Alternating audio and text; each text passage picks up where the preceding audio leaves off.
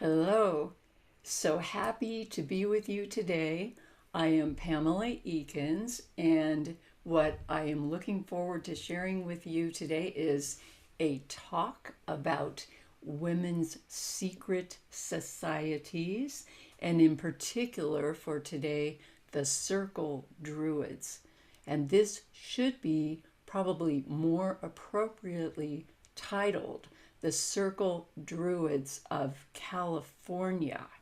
So here is how it all began, how my interest started.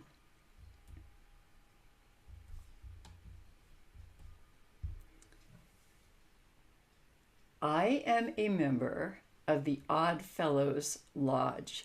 Odd Fellows Ocean View Lodge number 143 in Half Moon Bay, California.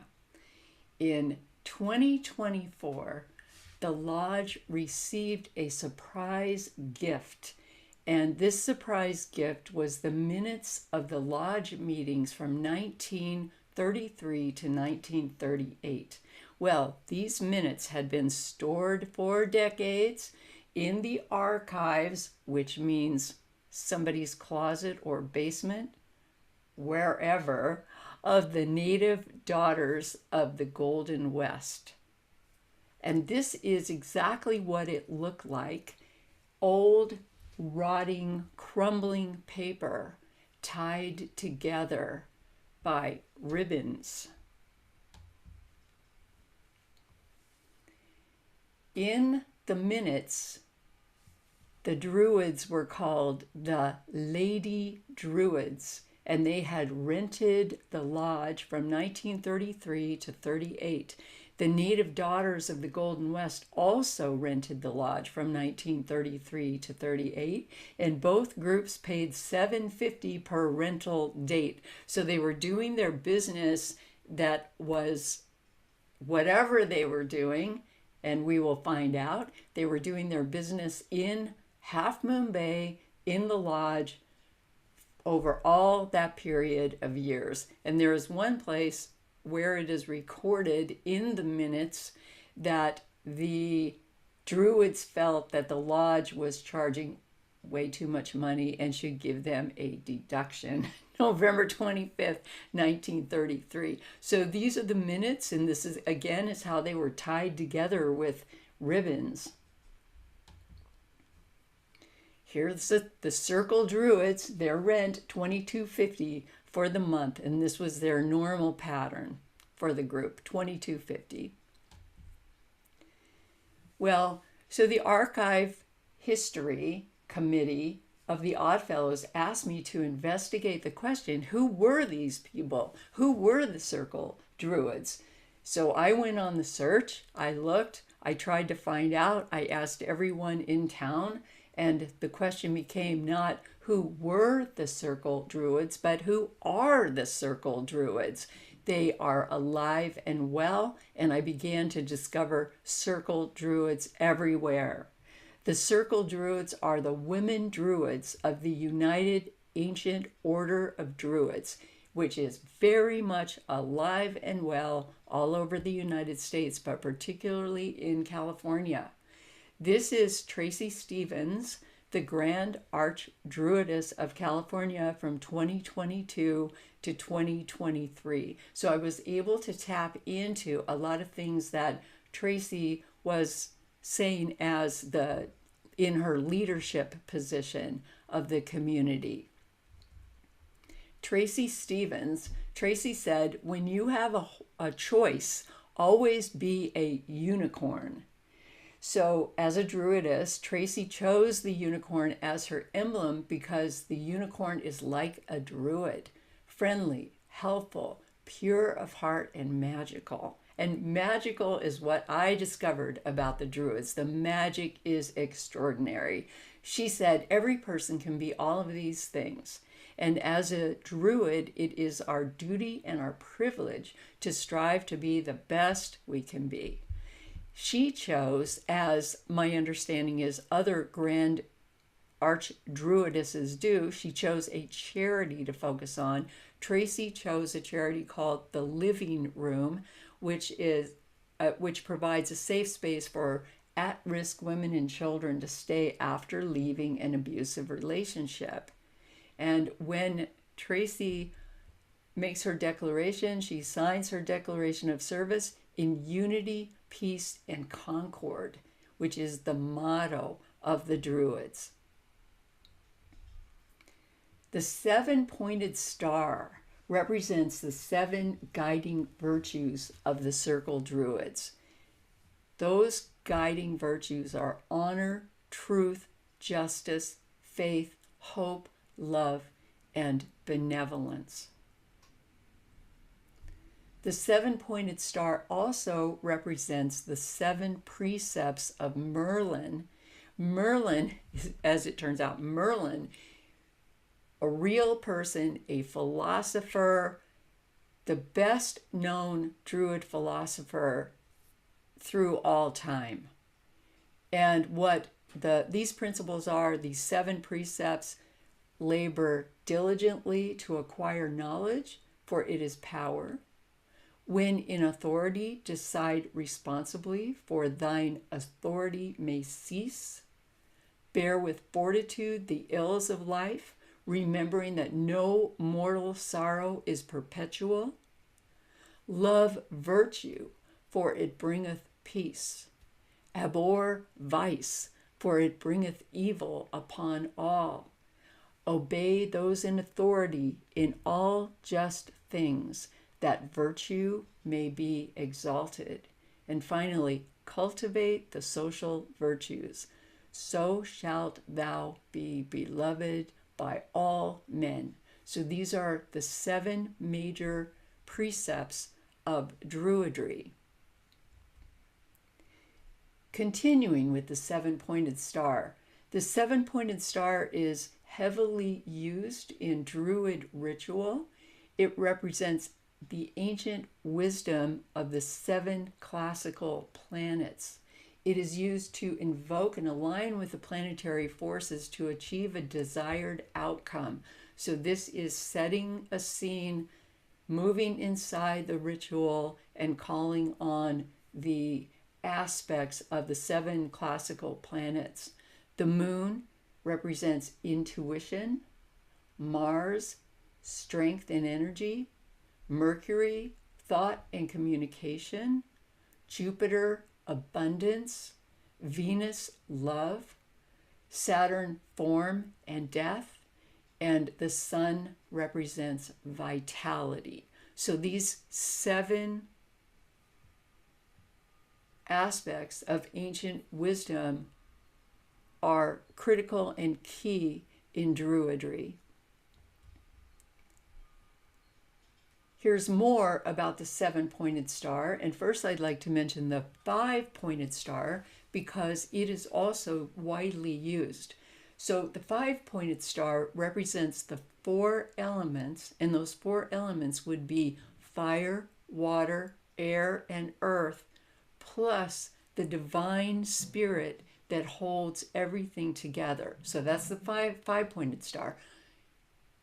Fire, water, air, earth, divine energy, also spirit, heart, mind, body, divine energy. Fire is equated with spirit.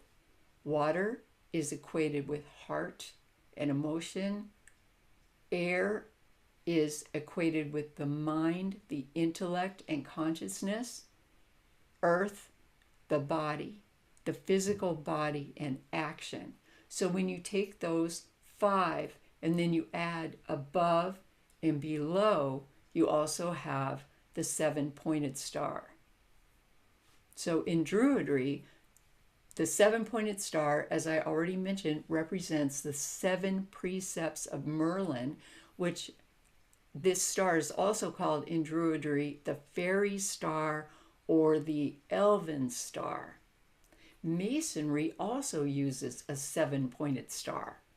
And in the 7-pointed star in Masonry, which is called the emblem of perfection, those 7 points are grammar, rhetoric, logic, arithmetic, geometry, music, astronomy, spirituality, and enlightenment. And the whole point is to reach into and toward the understanding of life's mysteries. The Oddfellows also use the seven-pointed star and the seven principles.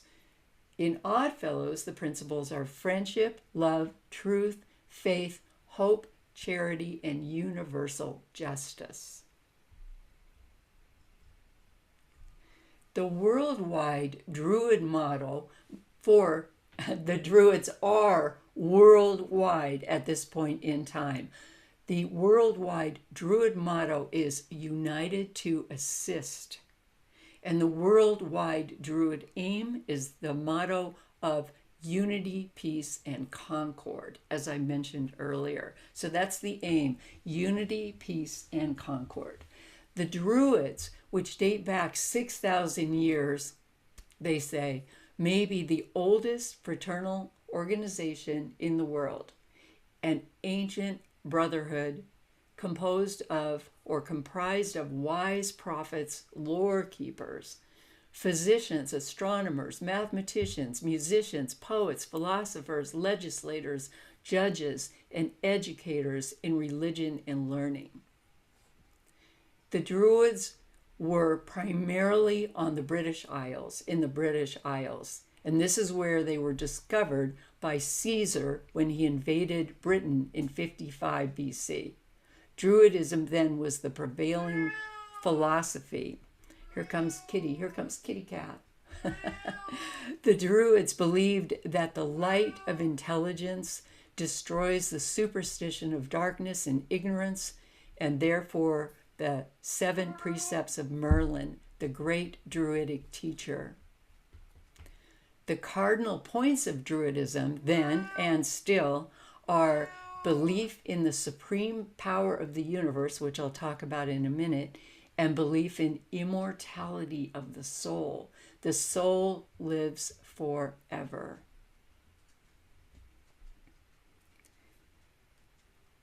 What about more contemporary Druidic history? So here we must look at Neo-Druidism in England, Neo-Druidism. Written Druidic history begins in the 18th century. Before that, even though the Druids had an alphabet and could write things down, they did not, because most of their communication was in the form of poetry and music, and they memorized the stories and passed them down that way. So written Druidic history begins in the 18th century with the founding of the ancient Order of Druids, a secret fraternal family of wise ones organized to practice virtue and assist one another. The beginning was 1781, King's Arms Tavern in London. It was started by sympathizers with American colonists and seekers of religious freedom. The originator is considered to be Henry Hurrell, who was sitting there that day. Here comes Kitty Cat. Here's Kitty coming. I have Kitty now, so she's going to say hi. Hi, here's Angel. So Henry Hurrell, and Henry is sitting around with the guys, and they're all throwing back an ale.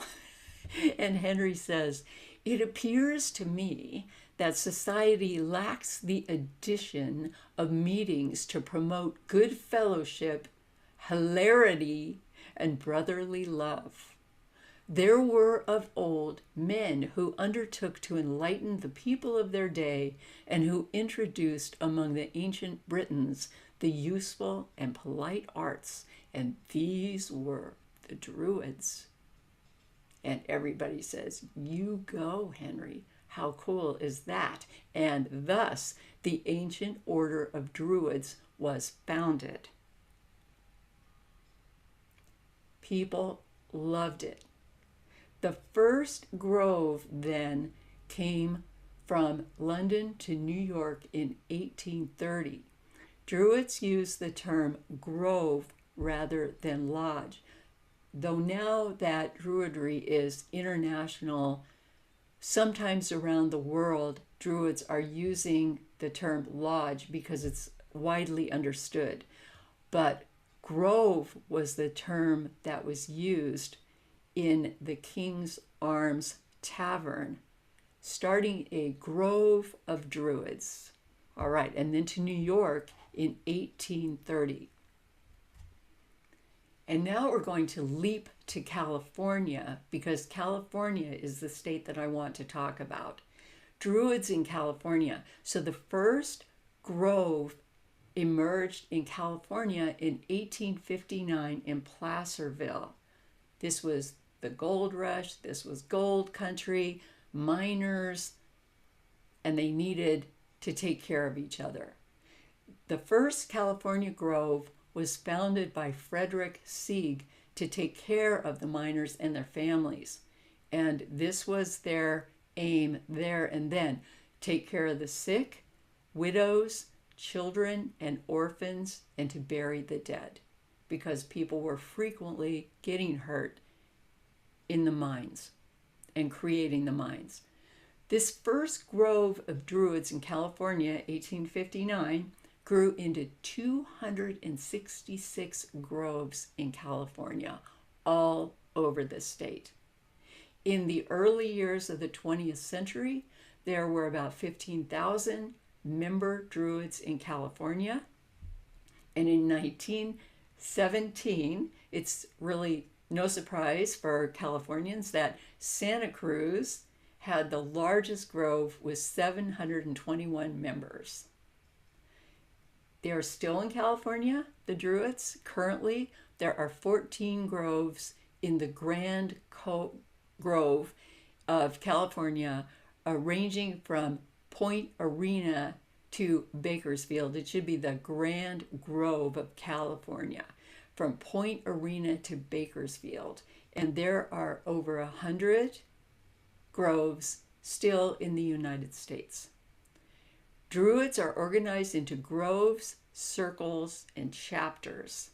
So the groves are the men's groups, circles are the women's groups, and chapters are open to men and women. Interestingly, there's only one chapter in the state. I will get to that in a minute. Groves, circles, and chapters do collaborate statewide, but they remain separate, which I will talk about. This is of tremendous interest, I think, to people who live in Half Moon Bay, a very small town in California. Okay, this comes from 1887, the Pacific Rural Press. So a gentleman was on his way to a Masonic funeral. And to get to this Masonic funeral, he started in Woodside, where he lived. Now, if you live out of the area, this is not going to mean anything to you, but for those in the area, I think you'll find this very interesting. So he must take his horse and buggy from Woodside over the coastal mountain range all the way to Half Moon Bay, which is on the coast, which at that time was known as Spanish Town, not Half Moon Bay. It was called Spanish Town. Then he needs to go all the way down the coast, about 14 miles or so, to Pescadero. That was his destination for this Masonic funeral. So driving through Spanish Town in his buggy, Spanish Town had a population of about 900, and he's on his way to the funeral. He says the buildings appear moss-grown with age. The inhabitants are yearning for a railway and a new road inland. From Woodside to Spanish Town is a long, windy 34 miles, but with a new road, it can be cut to 18. So this is the big movement of the day. Now we have superhighways everywhere. Driving down the coast, there are agate beaches, opals, carnelians, onyx, turquoise, and much hunting and fishing.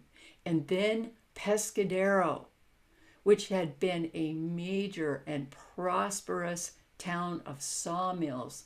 Why?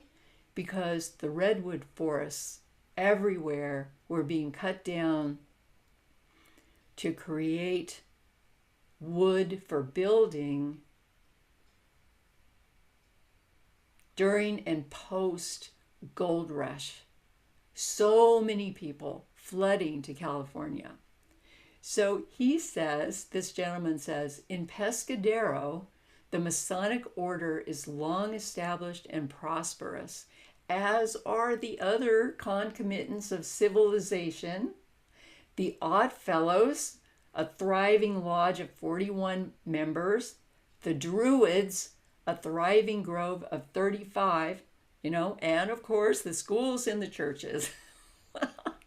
I got a huge kick out of this because I had no idea myself that in 1887, the Masons, the Odd Fellows, and the Druids would be considered to represent civilization itself, along with the schools and the churches, of course. What happened as the Druids came into this new movement was they actually ignited a whole philosophical movement, which I'm going to talk about that now.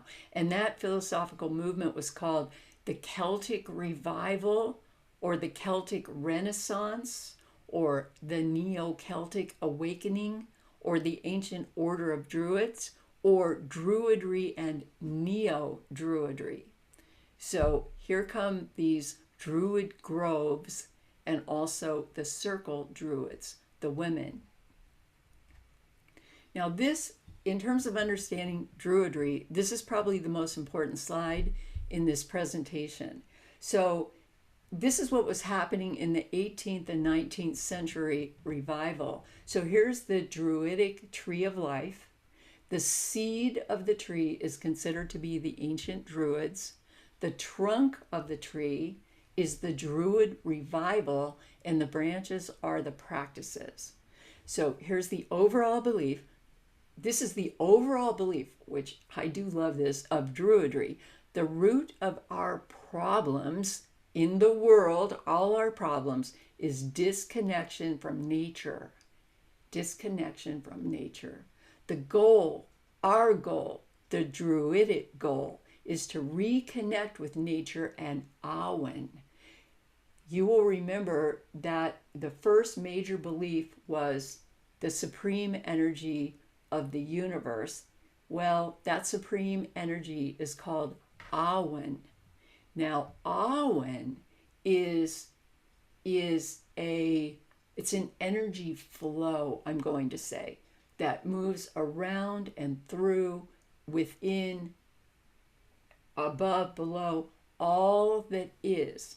And we can tap this energy flow. We can tap it, we can bring it in, we can use it, we can work with it, we can channel it. We can channel spirit above. We can channel this flow of inspiration. We can channel a flow of storytelling, poetry, music, visual arts, creative work, family, friends, communities, channeling nature, channeling Awen, which is the energy of nature itself. To this end, we can enter into nature-based practices. Okay, and in these practices, here again we have earth, air, water, and fire. Those four elements, those four directions, as they're sometimes called in that in the seven-pointed star.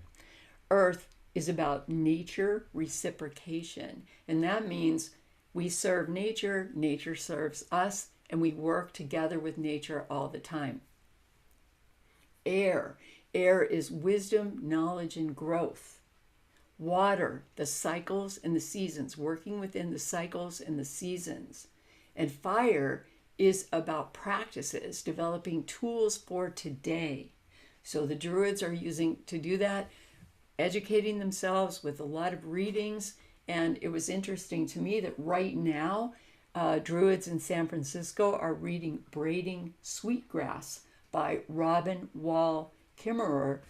Very worthwhile. And what I would like to say about this is that the Druids update their rituals continually. They are not relying on rituals from the past or rituals from 200 years ago.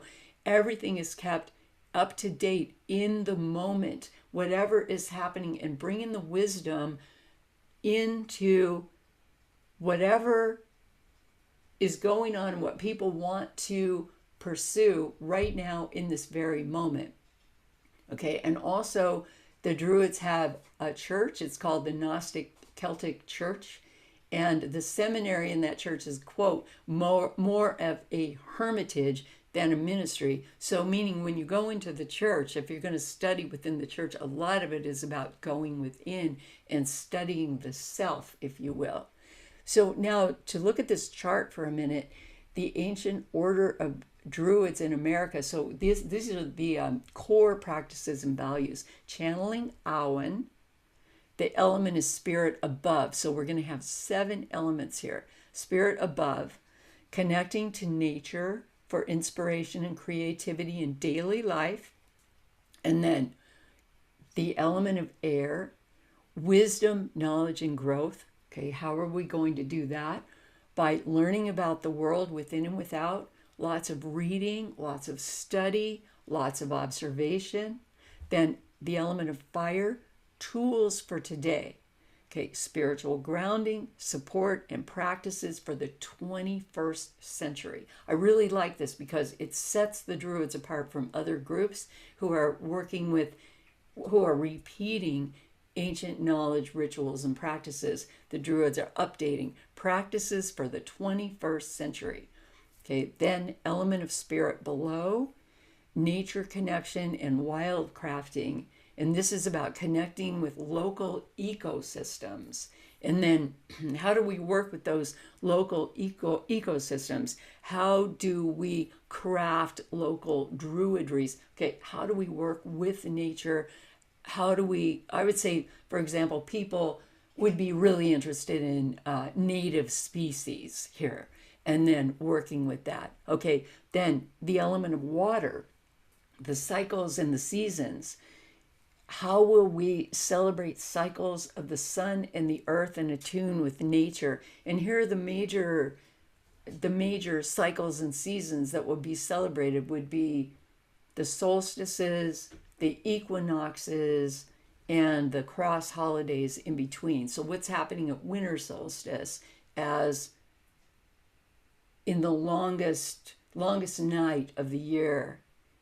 And then summer solstice, longest day of the year. Equinoxes, equal balance. So what is going on within and without at each one of those, during each one of those times? Then we go to the element of earth, nature, reciprocation. Okay, this is all about living in balance and harmony with the earth. And how does that work with the seasons of our own lives, lifestyle changes and rituals for our own lives? And then internally, this is the element of spirit within, spiritual development and expression, which is a very, very big part of Druidry. Diverse past, diverse beliefs. Druidry is non-dogmatic.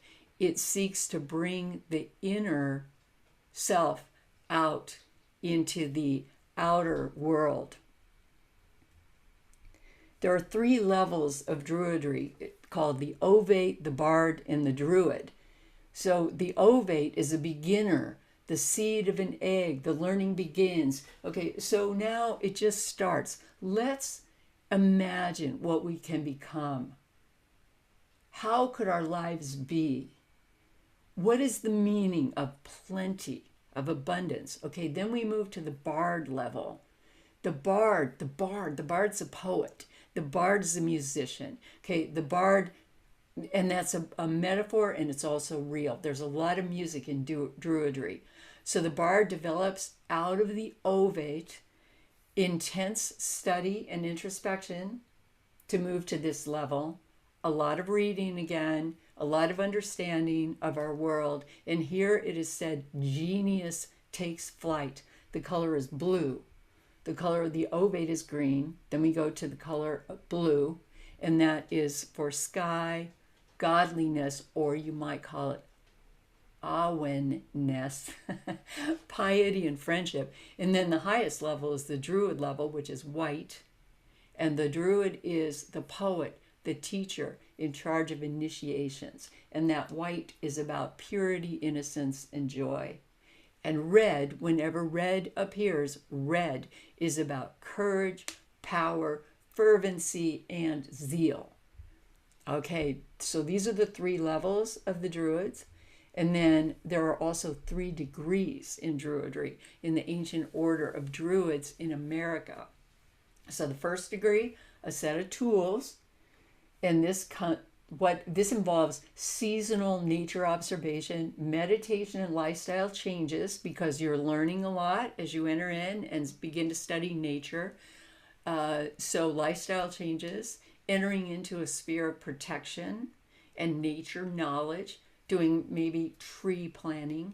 The focus is on nature herself and one's deep connection with nature. Okay, then the second degree is deepening practice through connecting humans or ourselves and nature in a harmonic relationship. So here, entering into readings in philosophy, ecology, restorative practices, permaculture, organic gardening, green wizardry.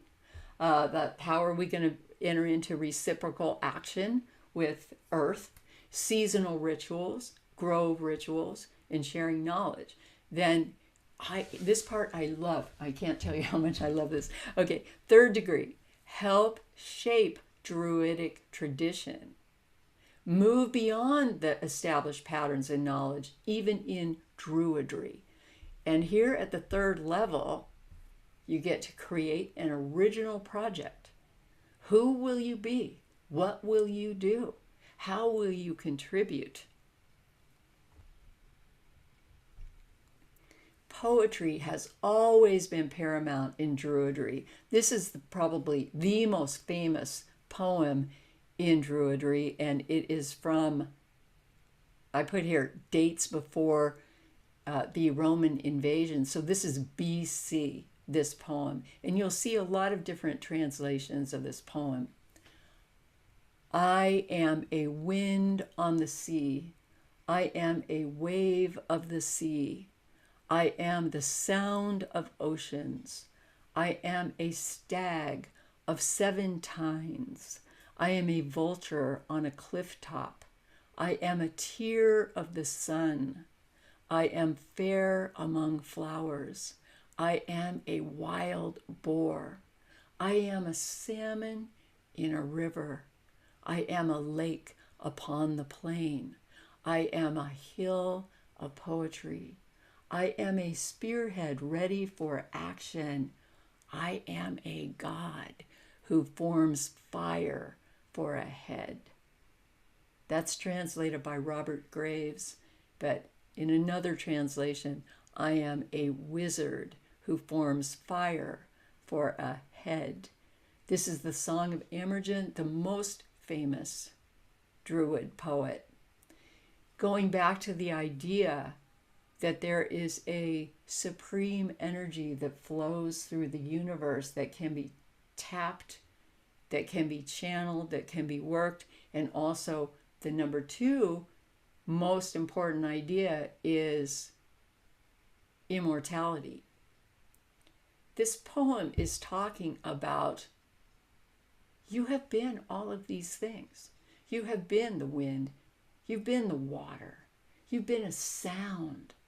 You've been a stag. And these animals, these are the powerful animals in Druidry. A stag, a vulture, a wild boar. You've been a flower. You've been a salmon. Everything is in you. You are all that, and everything is interrelated. Now, to move specifically to Druidic women, because this was my assignment. Look into the women. So I did. And I met Druids, women, fabulous. Women were involved and active in the Druidic movement from the beginning, but the men would not grant them the full powers of participation and leadership, which they were not happy about. Many women's circles formed, but they didn't last long because they were under the thumb of the male Druids until the Great Rebellion. Okay, and here's what happened. The rebellion in California, the Grand Circle, which is all of the circles in the whole state, they're called the Grand Circle of California. Okay, the rebellion, the Grand Circle of California. In the year 1900, Circle membership in the U.S., which was headquartered in Albany, New York, was about 320, but it was about to burgeon. So that's 1900.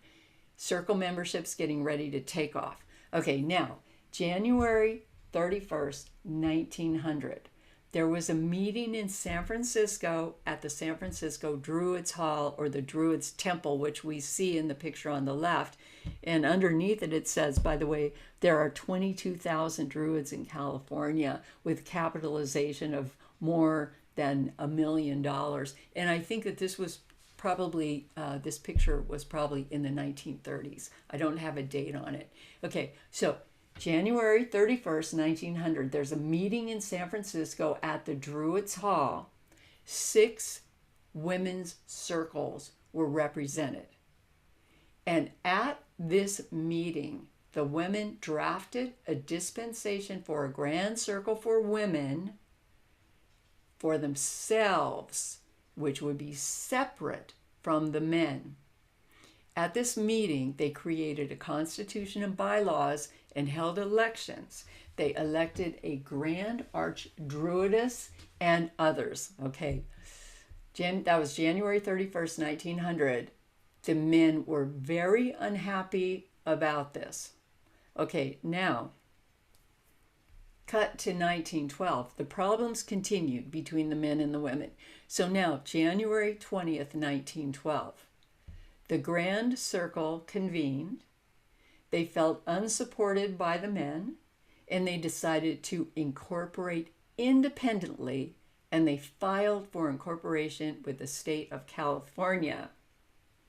Then what happened was they stopped paying their dues to the Druids. No representation, no dues. Okay, so then the men got very angry because the women refused to pay their dues, and on September 17th, 1912, the male Druids expelled the Grand Circle, all the women. They expelled all the women because they refused to pay their dues. But then, surprise, synchronistically, September 18th, 1912, so that was September 17th when they were expelled, September 18th, 1912, the Grand Circle received incorporation status from the state of California. Woohoo! And the Grand Circle has remained independent ever since. Okay, and now, 1925, enter Ella Young. So I discovered all about Ella in my research. And so under Ella Young, or with Ella Young, the women's Druidic Renaissance flourishes. So here comes Ella Young, 1867 to 1956. Well, Ella was from Ireland. In 1925, so we were talking about 1900, then 1912, and now leap up to 1925. Ella immigrates to the United States at age 58. Okay, she was very tired of the war in Ireland. I heard she was a gun runner in Ireland. She was exhausted.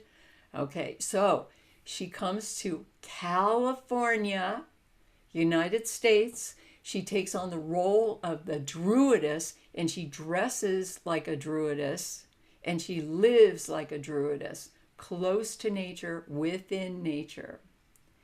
And she began to go around talking to people, teaching people, going deeper and deeper in what it means to have an earth-based type of spirituality.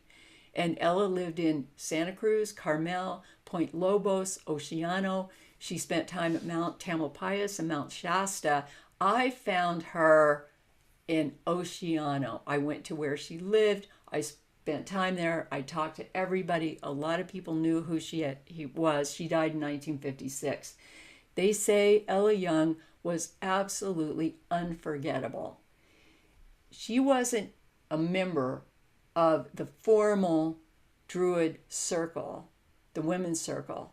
But what happened is, as she walked around and traveled teaching people about Celtic spirituality, the membership in the Druid circles began to really increase, especially right where I live, Half Moon Bay, and where our Druids were meeting in the Oddfellows Lodge. Okay, so the membership in the Druid circles increased dramatically from San Luis Obispo, which is in Central California, all the way north to Half Moon Bay, and all the way through the Santa Cruz Mountains, where there were circles of Druid women everywhere practicing, thanks to Ella.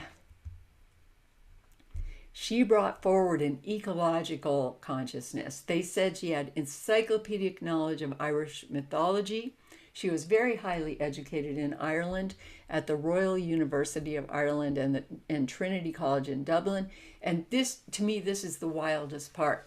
She was 58 when she came to the United States. Well, she got a teaching job at UC Berkeley after age 58. Just coming from Ireland, teaching Celtic studies, Coir, I'm not quite sure about the pronunciation, which is the natural balance of life. She taught kinship with the earth. The land holds spirits, she said. The land is alive, she said. You can talk to a mountain. And humans are part of the planet. We are not here to dominate. So any of you who know my philosophy know I'm really on board with that. So I was so excited to find Ella Young. She wrote many books, mythology, poetry, children's books, and these are some of her books: Celtic Wonder Tales, The Wondersmith and His Son, The Coming of Luke, The Unicorn with the Silver Shoes, and then At the Gates of Dawn is a collection of her writings. So I think what's going to happen, her autobiography is going to be released again soon. Many of her books are out of print, but they're beginning to come back. There's a movement right now. So as I went to find her, I found her where a lot of her, let's say a lot of artifacts of Ella were and lived in Oceano, California. So here's her desk. And here's a picture of her, and that's me on the right, sitting at her desk. I couldn't wait to sit at her desk. Let me sit at her desk. I wanted to see if I could channel some of the energy of Ella Young through sitting at her desk. And it's like, okay, here we go. I wonder what I can do from this point on. She taught the earth is sacred. And again, she was so influential, and she was very influential with the Dunites of Oceano. So the Dunites were a major artist community. They were artists, they were musicians, poets. So they lived essentially in the dunes on the beach from 1925 to 1945. They were really, really active. And then up until 1976. And the truth is, they're still there. because I found Dunites. I talked to Dunites. I got into their philosophy. Oh, there's so much more about this story. I was sent by those who know to the beach. Okay, the beach, Oso Flaco Beach, and also Point Lobos. Okay, for those of you who are familiar with Central California and so on, the Ella believed that in these places, especially Oso Flaco Beach, which is in Oceano, in this place, the veil between the worlds is thin. And if you go there, you can download from the universe and come alive. You can come alive as the universe. And that's where all the creativity is, the music, the poetry, everything. So there's a place you can channel it. So you're looking for places which feel magical, because the earth is alive, the earth is magical. The redwood trees are magical, the groves are magical, the beaches are magical. Ella was friends with and greatly influenced Robinson Jeffers, fabulous poet here, Elsa Gidlow, Alan Watts, Ansel Adams, who was a good friend of hers, Sinclair Lewis, Ella Winter, Upton Sinclair, Lincoln Steffers, and Harry Partch, who set a lot of her poems to music. And she booked it to New Mexico with Ansel Adams. They went there together and they hung out with Georgia O'Keeffe. And right now, because of what she did in the United States and how she brought Celtic history and mythology and druidry to the United States, the Irish government is currently funding a play about Ella Young. And you can find out about this on ellayoung.org. And I've been in pretty close touch with the Irish people who actually put me, well, they weren't the first ones. They put me on the track of Ella Young, but the first person who put me on the track of Ella Young was the High Druid Chief of California. And he said, you're not going to know anything really about druidry until you find Ella. And I found her. Ella inspired everybody, especially women. But men were hugely inspired by her too. So this is a facsimile here that we're looking at. It's a redwood grove. And in the redwood grove, I put two women in druid costumes. And I want to tell you that these costumes are available and for sale, mainly on Etsy. So if you want your own costume and you want to get ready to go, check out these costumes. Okay, so in the next few slides, you will see some of these druid costumes, contemporary. Oh, which brought up the question in my mind. For example, when I went to the Renaissance Fair, I was asking myself, okay, here are a lot of druid-looking people. How many of them are real druids? And what I found out when I brought it up as a joke is walking to the Renaissance Fair and bringing this up. Oh, I'm doing a study of druids. And the people I was walking to the fair with said, well, we're druids. And they were, and I mean they were involved in the organization. Druids are everywhere. So the Grand Circle of Druids in California, after they separated, they began to create all these different helpful charitable organizations. They created in 1918 a funeral fund for their members and maybe for others. 1921, an orphan fund. 1928, a relief fund. 1951, a scholarship fund. 1955, hospitalization fund. So a big part of their work became charitable acts. They also became really involved in ecological acts. Save the redwoods. Okay, so inspired. Here's Kitty Cat. Hold on. Here's Kitty Cat again. Here's Angel participating. Okay, So, inspired by Ellie Young and this growing environmental movement, the Circle Druids began to flourish, as I already said, especially from Half Moon Bay to San Luis Obispo. Well, they noticed the redwood forests were being absolutely decimated, cut down all along the coast. You know, the redwood forest, it's the lungs of the continent, and they're clear cutting redwood forest. So Ellie Young, among others, left the bulk of her estate to the Save the Redwoods League. And then what I found very interesting is in 1993, the Save the Redwoods League gave a gift of $2 million for the preservation of the 4,471 acre Purisima Creek Redwoods in Purisima Creek Canyon. So if you don't live here, this means nothing to you.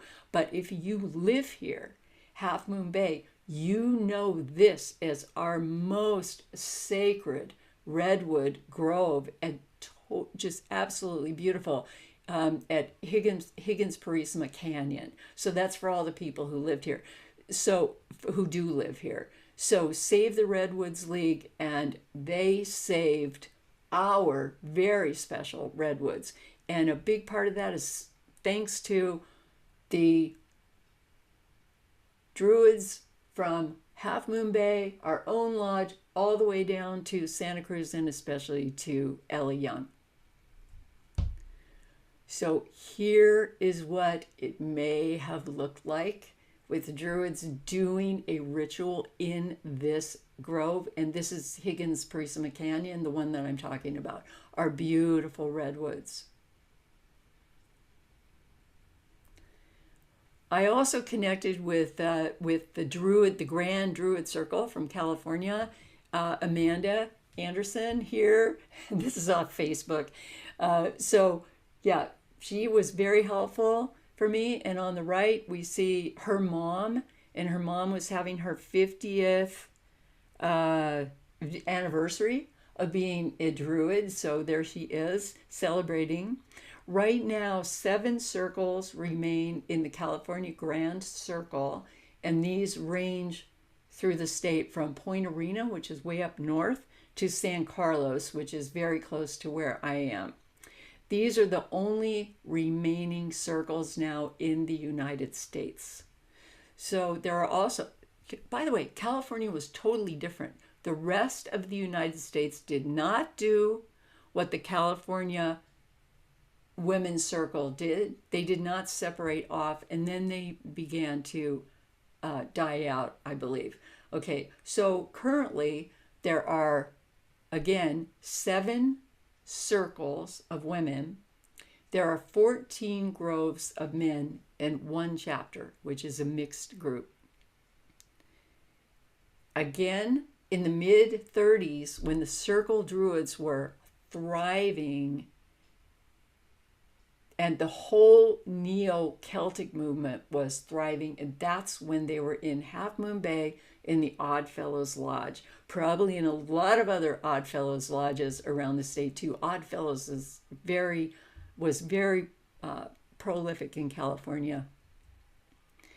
The Circle Druids were central in birthing the 20th century women's spirituality movement.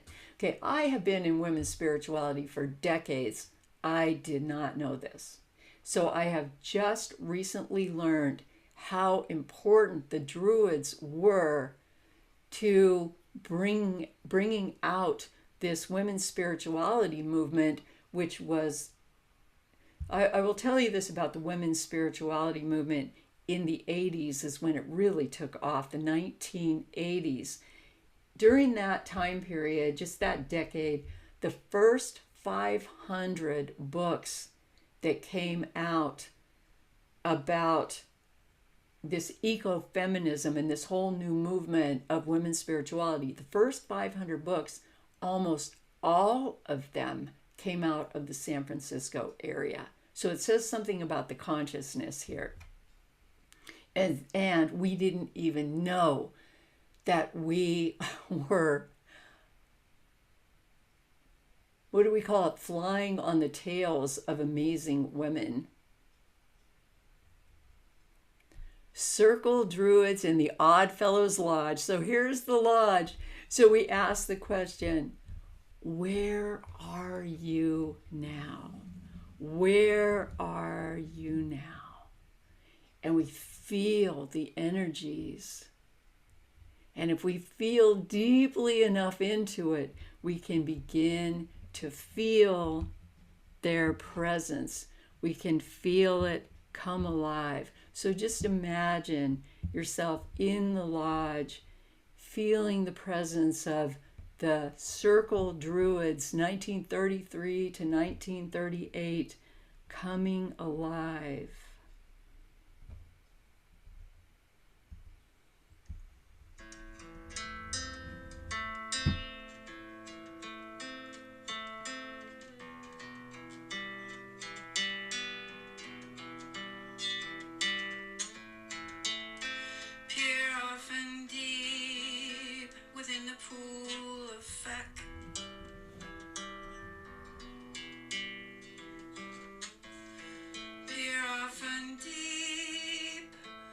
Within the pool of thought,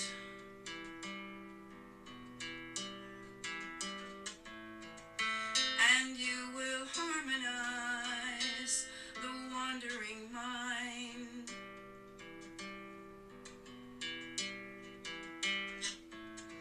Recover sunken secrets of yourself.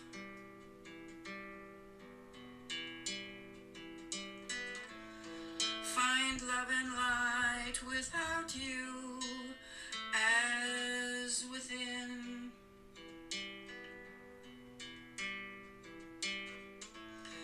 And wake new wonders by the banks of the Boyne. And wake new wonders by the banks of the Boyne.